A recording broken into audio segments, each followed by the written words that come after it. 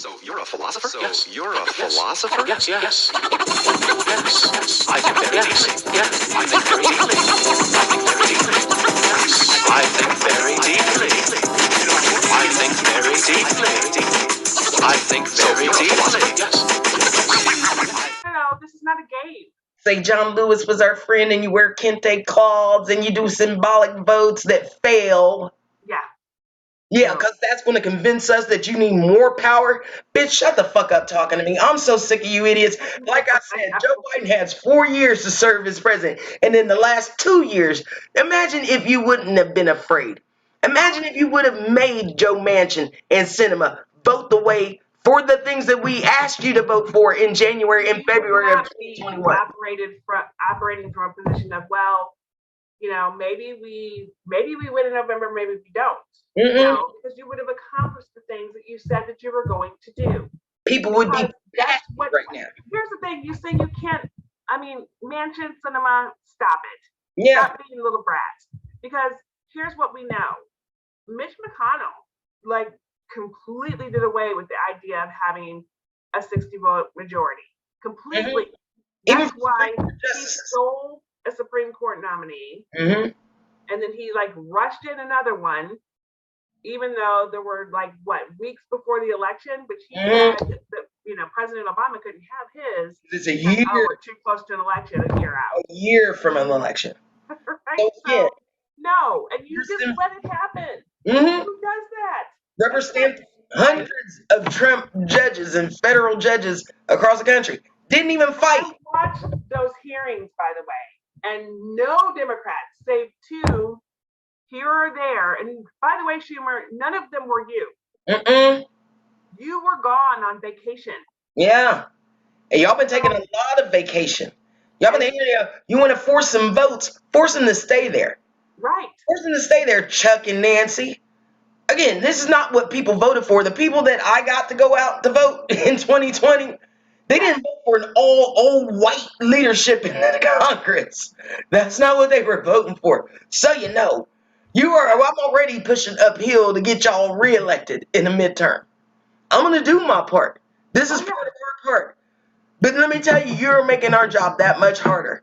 If you can't even muscle two people in your fucking party to do the right thing.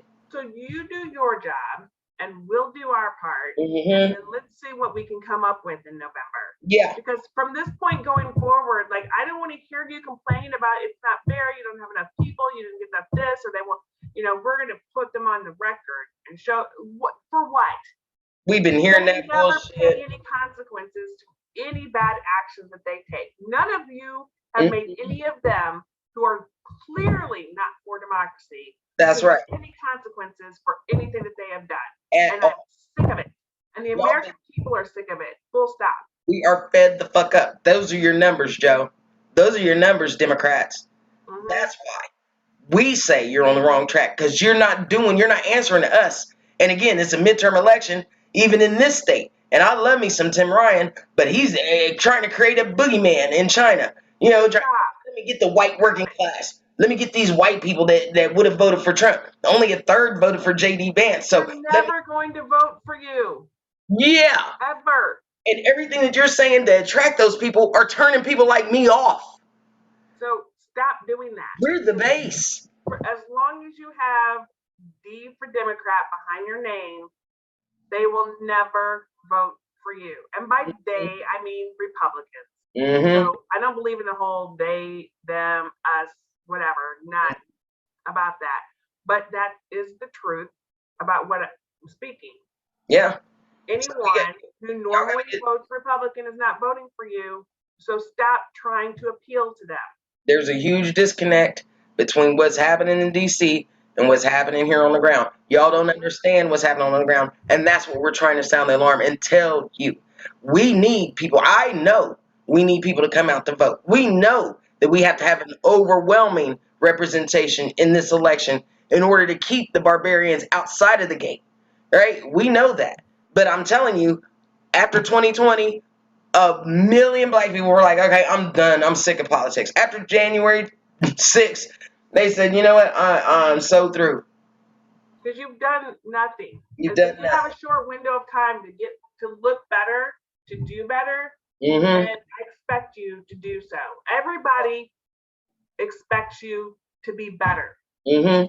And that means And quit it with the excuses. I don't want to hear it anymore. I don't want to see your speeches. I don't want to hear you crying and blaming this person and Lindsey Graham here and Mitch McConnell there. We know they're bad actors. They're bad people. They should not be in our government. Josh Hawley shouldn't be there. Ted Cruz should not be there.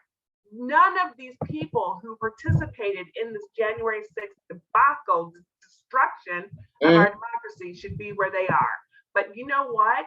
You have a job to do, right? Mm-hmm. We don't want to hear you're complaining about it anymore. Do your job. They've been begging since 2010.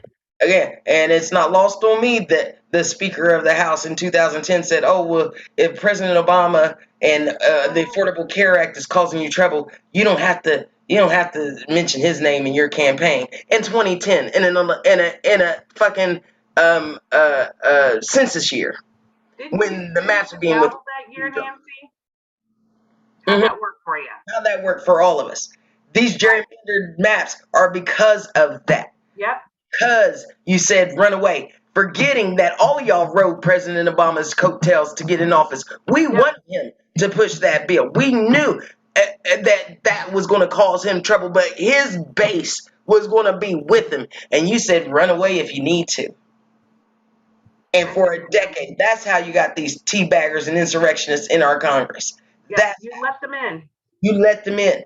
And so now your answer in 2016 was, oh, well, we can't do anything for the minority.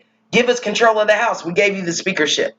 Oh, well, we can't do anything because of the Senate. We need 51 votes in the Senate. We gave you a 51 vote majority and the presidency.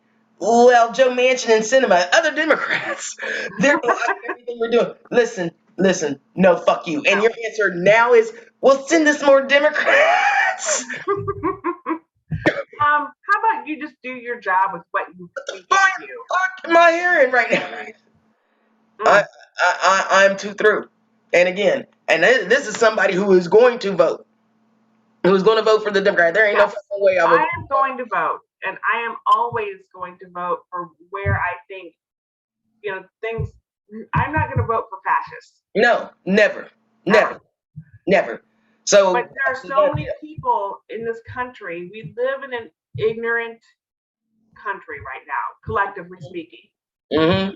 Just don't know we don't even know what we don't know. Mm-hmm. So much of us.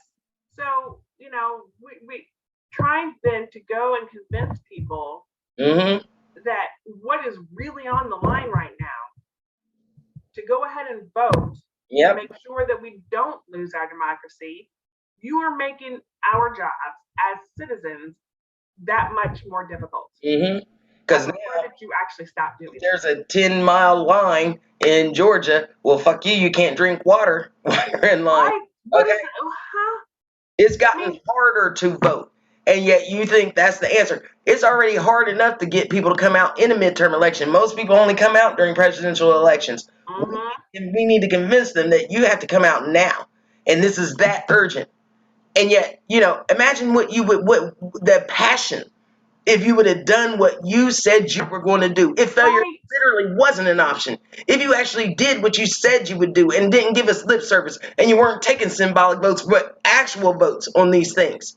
Could you imagine saying, well, we want to do this, and we're actually just doing this? That's right. Imagine, we wouldn't have to work. There would be people already still engaged in politics. Like, wow, Joe Biden did do that shit. He said he was going to do it, and he did it. He said, well, I got you COVID relief, and I got you the vaccine. Yeah, that's the minimum that you do as a president. That's something that, you have to do that because we need to keep going. Yeah. Right? I mean, that benefits the entire country, right? But again, you keep looking at voting rights like it's a black issue. Bitches, y'all would still be living in a fascist country if we didn't have the right to vote. And they have made sure over the last 2 years that some of us aren't going to have our votes counted. Right. And that is a problem. But here's the thing, and I wish that I would have printed this out so I could read it fully. The whole first they came for. Because make no mistake, there may be some of us who are affected by this in the immediate term, right?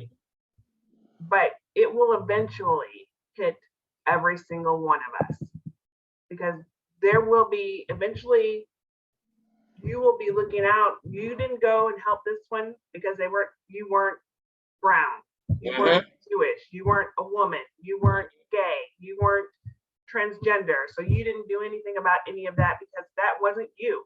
And suddenly now you're in the crosshairs. Nobody is left to come for you. Oh yeah, they've been taking away voting rights for 2 years, but now that Roe v. Wade is about to be overturned, oh shit is right. First they came for us, and now they're coming for you and your uterus, ladies.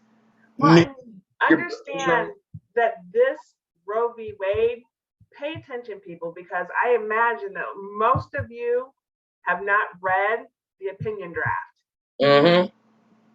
Make no mistake, this will not be the only thing that gets stripped away from our rights. Make no mistake about that. And don't think that these lunatics are done. No, they are not. Shootings. Again, the more desperate they get, the crazier they're going to get. Yep. That's what's been proven. So again, your fear is not helping you. Your fear is making you, is sticking you in place in concrete, is making you indecisive and keeping us stuck and stagnant in the same place. We need you to get fired up the same way you want us to get out there and vote in record numbers. Fucking do your job. Again, y'all don't get to go home on summer break. There's no voting rights bill. Joe Manchin, Kristen Sinema, if you want to go home in your comfy homes and your districts and shit, you want to go on your houseboat, Joe, you better fucking vote and vote for real. And here's my question. When you go home, that was supposed to be time that you went and visited with your constituents. You heard their concerns. You had conversations with people who would be potentially voting for you. None of that happens anymore. I mean, we haven't had anybody visit us in Missouri in forever. I'm not afraid of ending the filibuster. That's their fear. Again, well, they effectively did it anyway. If we end it, then imagine what kind of bills would come through if Republicans took over Congress and we have a president that can still override that, that can still veto it. Do it now while we still have veto power. After you've wasted 2, can we at least get the last 2 when you do your fucking jobs? So, again, like I said, Murkowski and Collins owes us that on Roe v. Wade, on the Women's Right to Choose Act. And again, I'm not mad at Murkowski's list of things that she said need to be added to it. Yeah. So let's consider some of these amendments that she's talking about. I agree with some of them. That's how you negotiate. That's what you do in a democracy. That is responsible to have a conversation about those kinds of things. But just to say, no, that's just symbolic. That's symbolic. That is ridiculous. That only works for these lunatics. We're not dummies. Y'all want us to vote like Republicans, like a bunch of Pavlov's dogs. Look, we are the educated party. We are the people. We're the educated elites, right? Yeah, we're the educated. You know, you got to make some fucking sense to me if you want me to vote. I can't. No. You don't just piss on me and tell me it's raining, motherfucker. I know it's raining. You don't give me a shit sandwich and be like, no, it's beef. Bitch, I know what beef smells like, and that's bullshit. That's not it. They'll gobble it up with shit in between their teeth like, that was good because Trump said it was good. Which is insane. Yeah. We're not going to vote like that. And again, even the people that are tuned out and don't vote on this side, right? They're not going to eat your shit sandwich either. No. So do better. You got 3 months. You got what? Wait, we are in May. You've got 6 months. You have such a small window of time to correct everything that you've been screwing up. Wasted for a year and a half. So fix it. Get busy. Quit telling me to get busy. Quit telling me to go out there and vote. Bitch, I've been busy. We've been busy since 2010. Since 2008. trying to get motherfuckers out to vote. Yeah, how about you do some shit, huh? How about, at the very least, stay in your Washington D.C. apartment, and mansions and stuff in Virginia and Maryland while you hold the vote, while you make sure that they can't go home until they do this. How about you do some shit like that? Quit Yeah. taking away. Oh, we're gonna take away your phone. Right, and they say, "Fuck you, mom. I'm gonna do whatever the fuck I want." Right. Okay. And then what? Okay, well, that was effective. I'm Not 40, at all. I'm 46 years, 45 years old, and I would never say "fuck you, mom" or dad. they Oh, no. they quit whipping me decades ago, but you know what? I wouldn't say that still to this I day. wouldn't say that as a child. I would not say that now as an adult. No. Better get smart, and y'all better get busy, and don't be fooled because you don't have all the answers, and we know it. So We've seen again, it. we're going to do our part here at the GoNewProgressives.com, TMP. We're going to keep fighting for democratic values, for progressive values, and you need to do your part. And that's the end of the story. I'm sick of that. And make no mistake, one thing I want to say, when you say democratic values and progressive values, those are American values that Yes. we're fighting for. The right to do what the Constitution has given us the rights to do, right? I'm saying small d democratic. Right. Democratic issues. The same way Ukraine is fighting for their democracy, we have to fight for our own fucking democracy right here, right at home. There's no boogeyman outside. The boogeyman is in the house. Yes. We invited it in. Your colleague across the aisle is part of it. Yeah. You can say friend, you can say colleague, whatever it is. All I know is that the colleague I trust would not say the things and do the things that your colleagues are doing on national television. If I can convince you to stop your lunacy, I'm done with you. In the story. Yep. That's where I'd be. So again, you can't keep calling them your friends and they're hurting the people you're supposed to be representing. Right. That's not okay. Again, we started off talking about the gun violence, but this is all tied in together. This is all the same. Yes. And So- it's snowballing and it's progressing Mm-hmm. and it's not good. And I'm sick of hearing it. Don't be afraid. Get bold. Get mad. Like President Obama say, don't get mad, vote. I say get mad and vote. Yes. Get mad and vote. Yes. I like that. Let's Get talk mad about and what we think. Maybe you can go on that campaign, President Obama. Let's go. So yeah, we've got 6 months. Hopefully this will get to somebody. And we're going to try to keep pushing the envelope. We're going to talk no bullshit politics. And again, I do this every day. And y'all need to do your damn job. And twist some fucking arms across the aisle, on the same side of the aisle, and in between. And stop making it about politics. Stop coming out and giving me lip service and actually get something done. Act like you understand the precarious position our democracy is in right now. Right now. That's right. The urgency of now, the fierce urgency of now. And again, you can relate that. And it doesn't have to be some big, we're not single issue voters. So not everybody's going to vote on the LGBTQ rights. Not everybody's going to vote on Roe v. Wade. Everybody, black and white and Latino, are going to vote on saving this democracy from fascism. Full stop. So get that in your heads, Democrats. That's what we're talking about. So, T, this is one of our another long one. So yes, buckle in, divide it up. Yes, buckle in. But this is a necessary discussion, and we're going to try to get this out as soon as possible. Jenny Lee is going to help get this together and get this out, and we're going to be having these discussions all summer long. So buckle up, people. We ain't even begun to get nasty. We got some fire. We're going to be burning some fucking feet this year. Yes, ma'am. So you better put your galoshes on, put some rubber boots on, because it's about to get hot in here. Okay. Thank you so much, Treasure, for joining us. This was great. We'll talk to you soon. We're going to have another one soon. So hang tight and stay in. Thank you.